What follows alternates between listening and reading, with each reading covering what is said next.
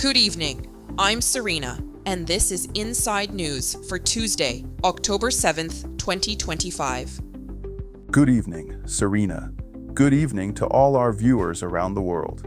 I'm Marcel, and it's a privilege to join you tonight for Beyond the Blindspot, our investigative window into the hidden currents shaping global realities. While headlines flash and fade, our focus remains steady on the structural forces, overlooked decisions, and human consequences that too often remain unseen. Thank you for staying with us. Thank you very much, Marcel. See you in a moment. Tonight, we examine the stories beyond the usual spectacle. Africa presents contradictions tonight. Regional growth projections clash with debt crises and street protests. Medical breakthroughs emerge from conflict zones, while accountability mechanisms advance for past atrocities.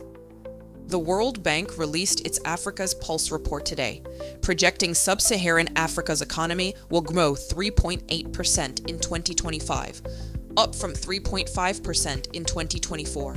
Inflation pressures have eased, with countries experiencing double-digit inflation dropping from 23 in October 2022 to 10 in July 2025. The growth masks structural failures. External debt service has doubled over the past decade to 2% of GDP in 2024, and 23 countries now face debt distress, up from 8 in 2014. The working age population will grow by over 600 million in the next 25 years. Yet only 24% of new workers secure wage-paying jobs. Growth without job creation or fiscal health means little for ordinary citizens. The Congress of South African Trade Unions paralyzed South Africa today with a 24-hour nationwide strike, disrupting transportation and healthcare. The union initiated this dispute with the government in 2017, demanding an end to profit-driven retrenchments that weaken the economy and drive up living costs. The strike transforms abstract economic challenges into tangible political pressure. While the World Bank reports regional growth, workers experience job insecurity and declining purchasing power. The disconnect between macroeconomic data and lived reality fuels social mobilization across the continent. The Democratic Republic of Congo deployed 100 doses of Ebanga, a monoclonal antibody treatment for Ebola, discovered by Congolese scientist Professor Jean-Jacques Muyembe, to areas affected by the current outbreak as of October 5th. Africa CDC supports efforts to scale up production and distribution. This represents a milestone in African-led medical innovation. The treatment addresses the outbreak that the WHO confirmed 1 month ago near Bulape in central Congo. Continental preparedness for future health emergencies depends on such indigenous capacity rather than external dependence. Malawi's newly inaugurated president, Arthur Peter Mutharika, appointed a partial cabinet to address the country's worsening economic crisis, marking his political comeback after losing power in 2020. The 85-year-old leader defeated incumbent Lazarus Chakwera in elections held September 16, 2025. He reinstated former finance minister Joseph Mwanameka and appointed George Chiponda as foreign affairs minister. The administration faces fuel shortages, a plunging currency, and high living costs. Political transitions alone cannot resolve structural economic failures without capital, policy reforms, and international cooperation. The International Criminal Court convicted a former militia leader and al-Bashir ally of war crimes in Sudan's Darfur region on October 6. The verdict represents continued international accountability efforts for atrocities committed during the Darfur conflict. This occurs as the Rapid Support Forces launched a major offensive in North Darfur on October 6, capturing key towns near El Fasher and displacing over 50,000 civilians in the past week. Current violence intersects with historical accountability. The RSF emerged from the Janjaweed militias responsible for Darfur atrocities 2 decades ago. Tanzania's treason trial of opposition leader Tundu Lissu began in early October 2025, raising concerns among human rights observers about political persecution. Lissu previously survived an assassination attempt and spent years in exile. He faces charges that critics characterize as politically motivated attempts to silence dissent. The trial reflects a pattern of authoritarian governance across East Africa, where legal systems prosecute opposition figures on national security grounds while avoiding scrutiny of ruling party actions. 10 migrants deported from the United States arrived in Eswatini on October 6th, bringing the total number of deportees sent to Africa under Washington's third country deportation program to more than 40 since July. The group's nationalities were not disclosed. They are being held at a correctional facility in the Southern African Kingdom. Rights groups condemn U.S. agreements with Eswatini, Ghana, Rwanda, and South Sudan, arguing they violate due process and expose migrants to detention without charge. 4 men deported to Eswatini in July remain imprisoned in a maximum security facility as lawyers fight for access. Asia dominates global attention tonight with solemn commemorations, intense negotiations, and strategic realignments.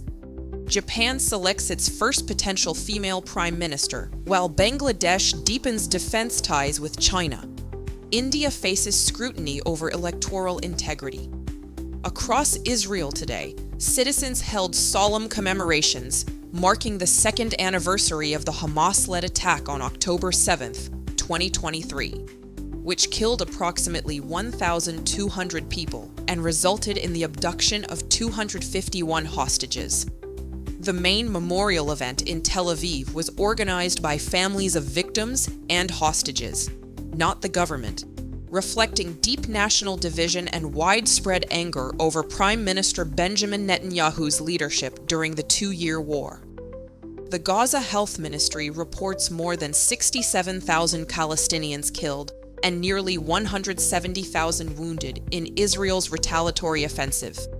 Satellite analysis indicates at least 102,067 buildings destroyed. The war has displaced nearly the entire Gazan population. Indirect negotiations between Israeli and Hamas delegations entered their second day in Sharm el-Sheikh, Egypt, mediated by Qatar and Egypt.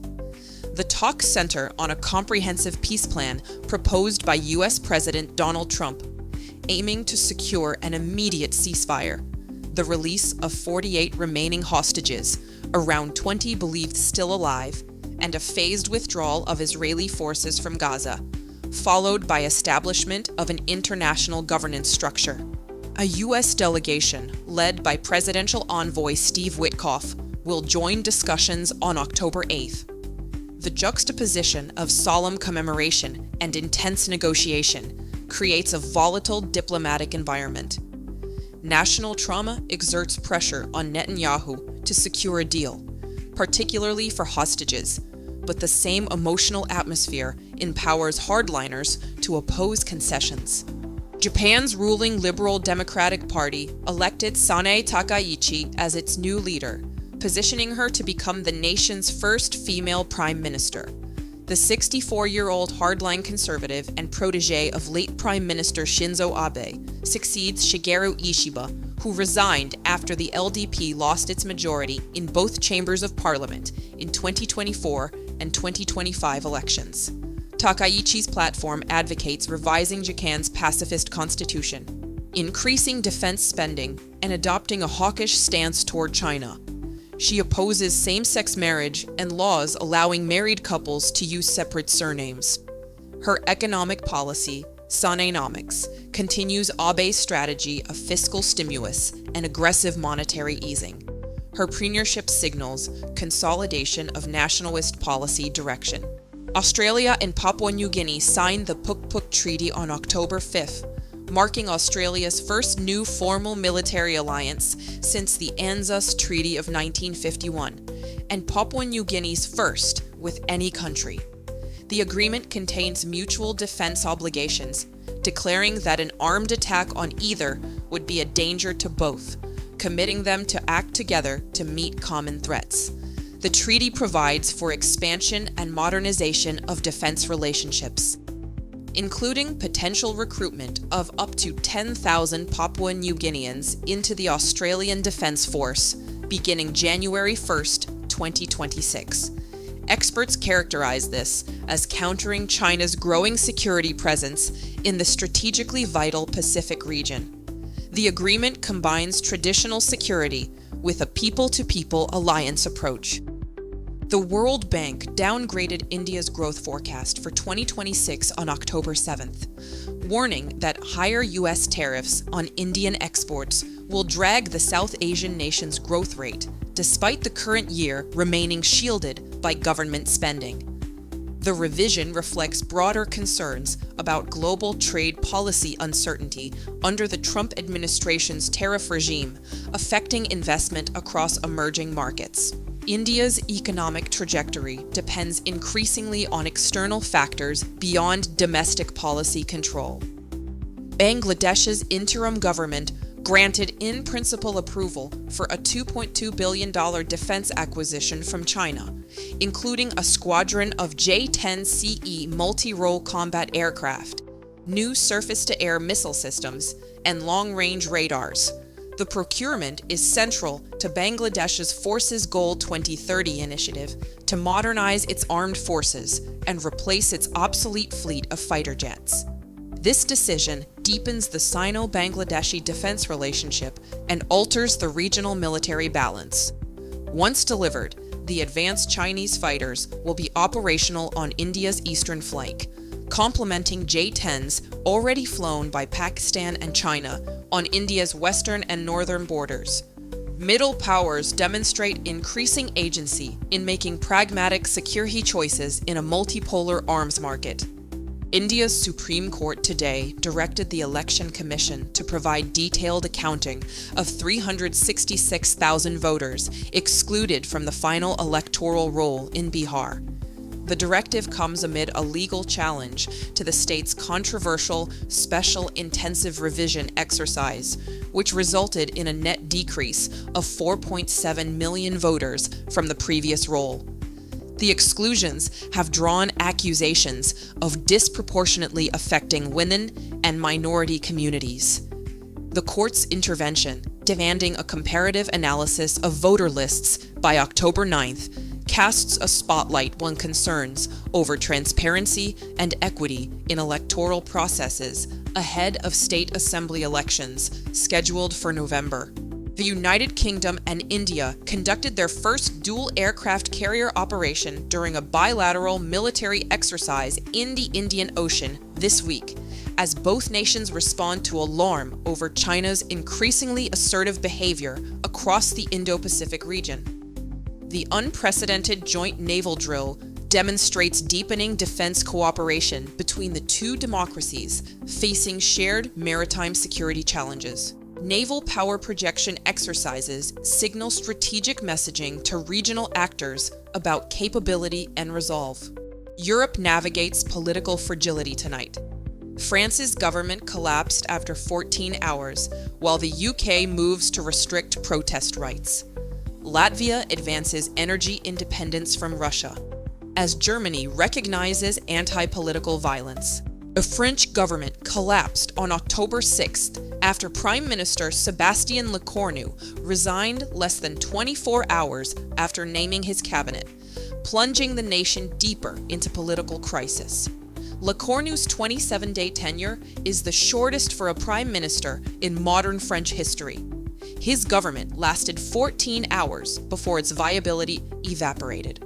Conservative allies withdrew support, objecting to key cabinet appointments and leaving the government with no plausible path to survive an inevitable no-confidence vote in the deeply fragmented National Assembly. This is the most dramatic symptom of a crisis of governance gripping France since President Emmanuel Macron lost his absolute parliamentary majority in the 2024 legislative elections. The paralysis stems from inability to build a stable coalition capable of passing an unpopular budget aimed at reining in France's massive public debt. The UK government took a strong stance against pro-Palestine student protests planned for the second anniversary of October 7th attacks, with Prime Minister Keir Starmer labeling demonstrations un-British and disrespectful. In response to what it describes as considerable fear within the British Jewish community from repeated large-scale demonstrations, the government pledged to grant police expanded powers to restrict or ban protests. Home Secretary Shabana Mahmood announced plans to amend the Public Order Act of 1986 to explicitly allow police to consider the cumulative impact of frequent protests when imposing conditions.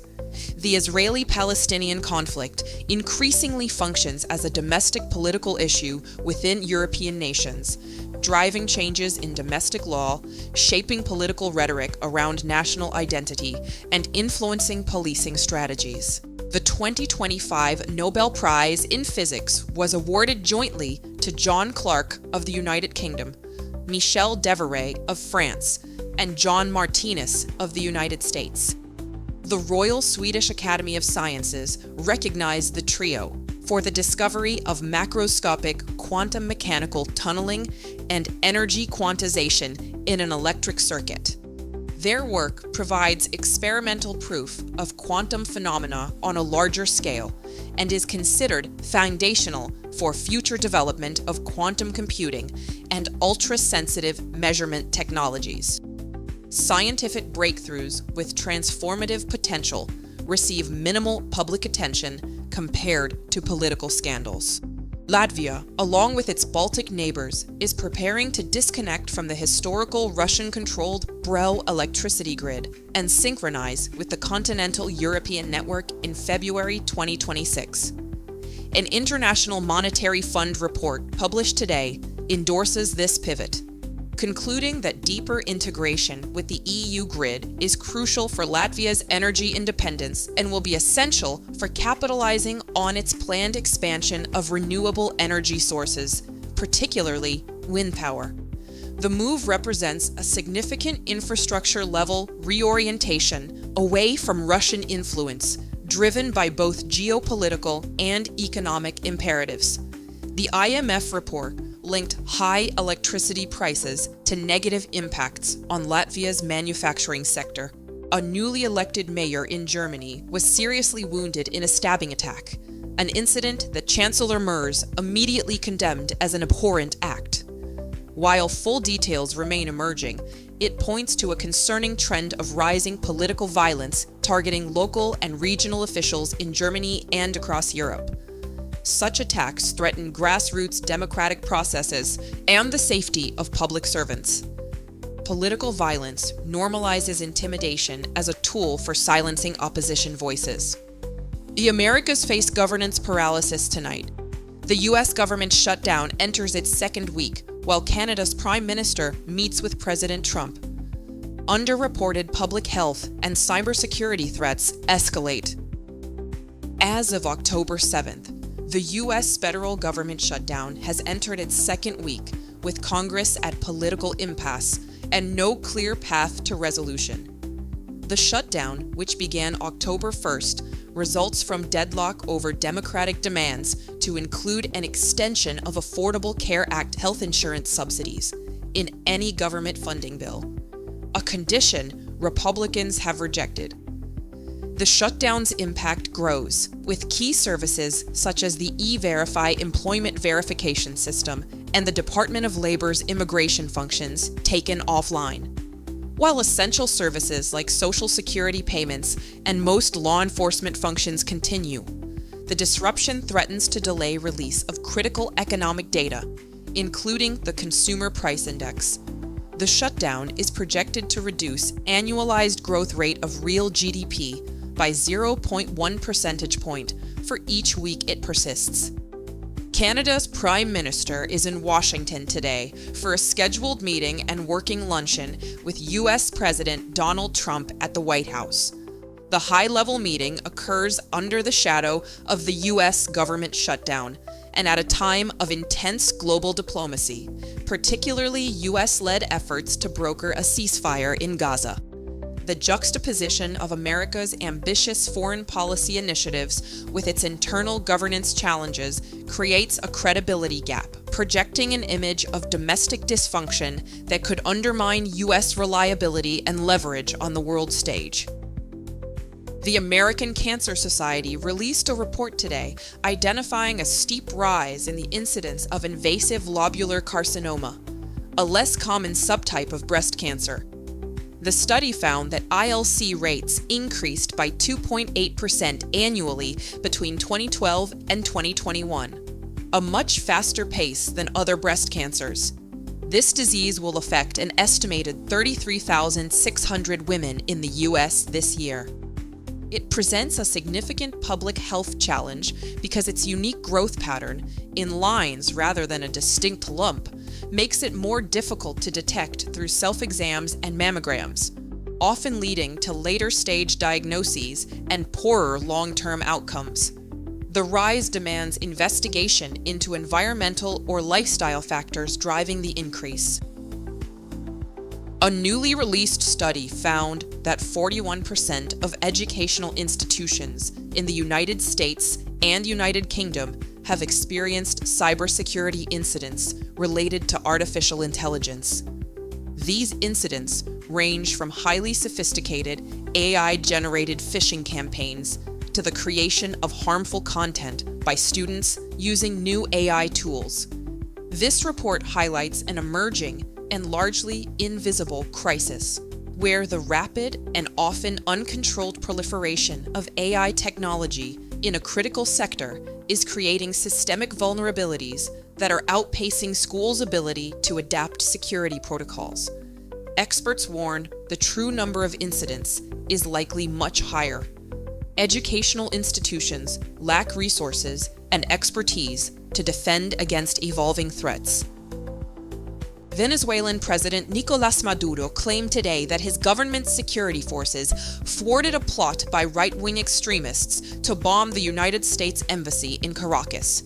Maduro characterized the alleged conspiracy as a false flag operation intended to be blamed on his government, an accusation that dramatically escalates tensions with Washington. The claim comes in the context of recent U.S. military strikes on suspected drug trafficking vessels operating off the coast of Venezuela, adding to an already volatile security situation in the region. Without independent verification, such claims function primarily as domestic political theater and international signaling. Oceania balances external security with internal cohesion tonight. A historic defense treaty counters regional influence, while rising Islamophobia strains Australia's social fabric.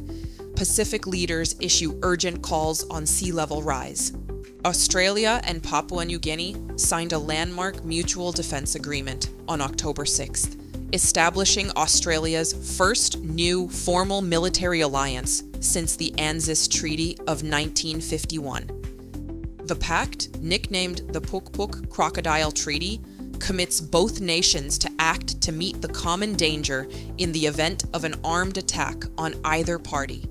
The agreement allows unprecedented integration between their defense forces. A particularly innovative provision permits up to 10,000 Papua New Guinean citizens to serve in the Australian Defence Force, a measure that could help alleviate Australia's chronic military recruitment shortfalls, while offering PNG citizens a pathway to Australian citizenship. This combines traditional hard power security with a sophisticated soft power approach, building a more resilient people-to-people alliance.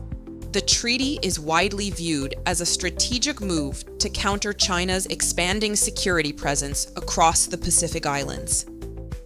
A report compiled by Australia's Special Envoy on Islamophobia, Aftab Malik, warned of a skyrocketing increase in anti-Muslim incidents across the country since the beginning of the Israel-Gaza war 2 years ago. The report documents a 150% rise in in-person Islamophobic incidents and a 250% increase in online abuse, with Muslim women and children disproportionately targeted. This trend reveals how external geopolitical events can directly strain a nation's internal social fabric, elevating the issue of social cohesion from a domestic policy concern to a matter of national security. Internal divisions can be exploited by adversaries and undermine national resilience.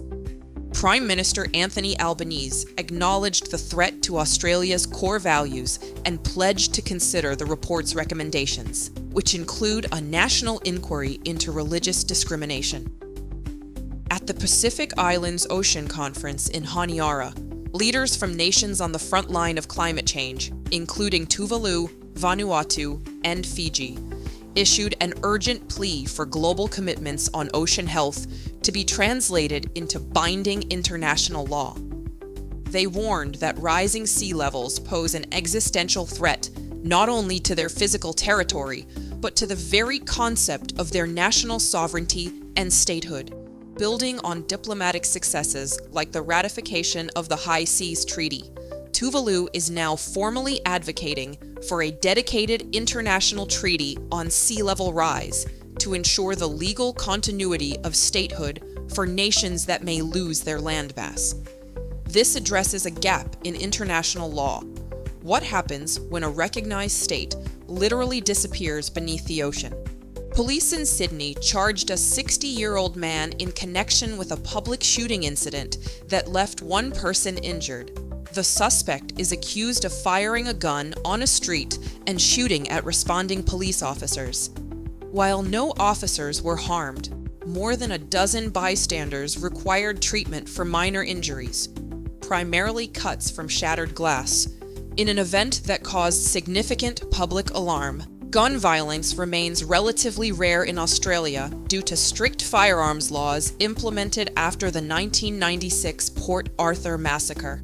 A comprehensive report on financial fraud identified Oceania as one of the world's hotspots for scams. The Global State of Scams 2025 report, released today by the Global Anti-Scam Alliance, found that scam encounters were most frequent in Oceania, South America, and Africa.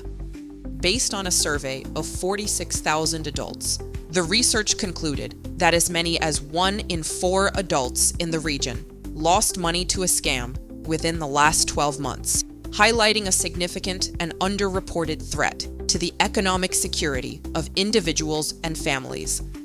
Digital connectivity without adequate consumer protection infrastructure creates vulnerability.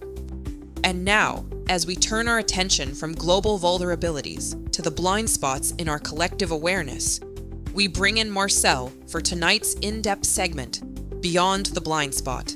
Marcel, the floor is yours. Thank you, Serena.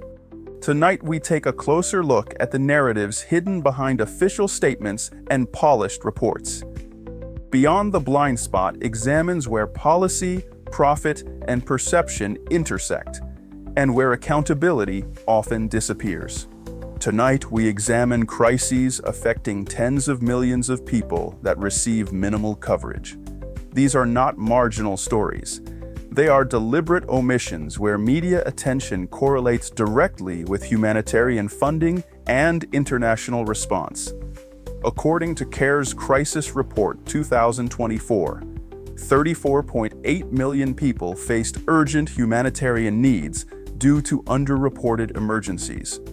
For the third consecutive year, all 10 crises spotlighted occurred in Africa, where conflicts, hunger, and climate disasters leave families fighting to survive largely without the world's attention. A media analysis of 43 global crises, each affecting at least 1 million people, reveals stark disparity. Of 5.6 million online articles published on humanitarian crises in 2024, nearly half, 2.7 million, focused on the Gaza conflict. This leaves many other emergencies overlooked, their stories untold and their needs unmet.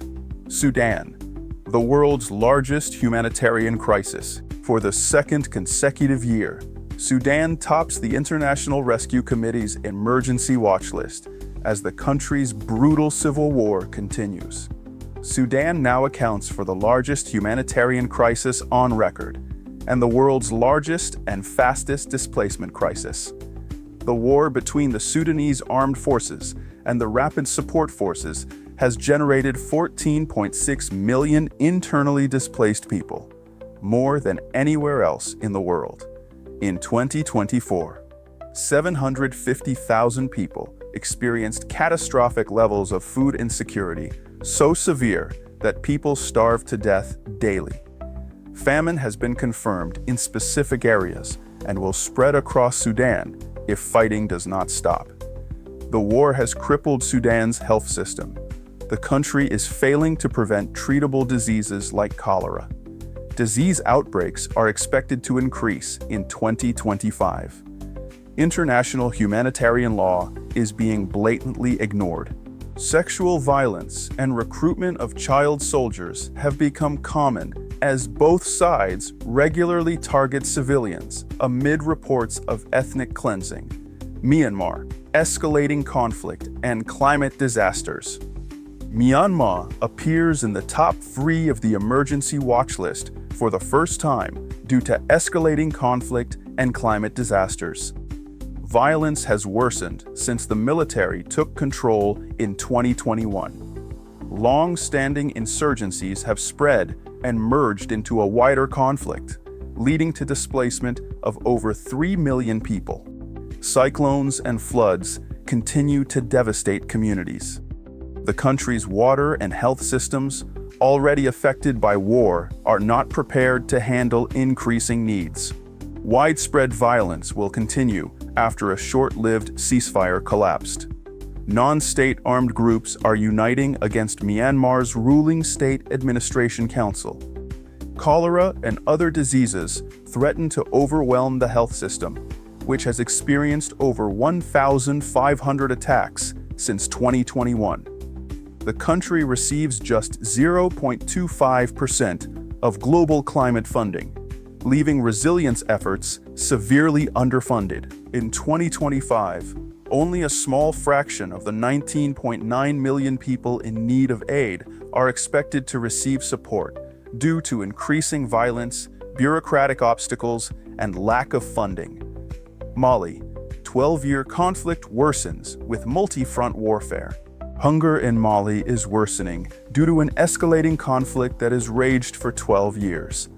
More cities are under siege, with the Malian military government and the Russian Wagner Group fighting against armed factions like Tuareg forces, Islamic State in the Greater Sahara, and Jamaat Nusrat al-Islam wal-Muslimin. The exit of United Nations and French military support has led to an increase in civilian casualties. Armed groups expanded blockades, cutting off access to food, water, and humanitarian aid for hundreds of thousands of people. UN monitoring groups reported a 288% increase in human rights violations and a 66% rise in violence against women and girls in Mali from 2023 to 2024. Armed groups are attacking granaries and blocking supply routes while flooding destroys crops. Over 2,500 people are experiencing the highest level of food insecurity and are at risk of starvation. This number is expected to grow. Mali is one of the countries most vulnerable to climate change. Catastrophic floods in 2024 displaced over 350,000 people, yet the nation has received only 0.6% of global climate funding, leaving communities without support to address a crisis they did not create. Burkina Faso, civilians endure sieges and massacres. Burkina Faso remains in the top 10 of the emergency watch list for the 3rd year running. Armed groups like Islamic State in the Greater Sahara and Jamaat Nusrat al-Islam wal-Muslimin have displaced millions. Their brutal campaigns have devastated communities across the country and the wider Sahel region. Armed groups have isolated nearly 40 towns, an increase from just 1 in 2021.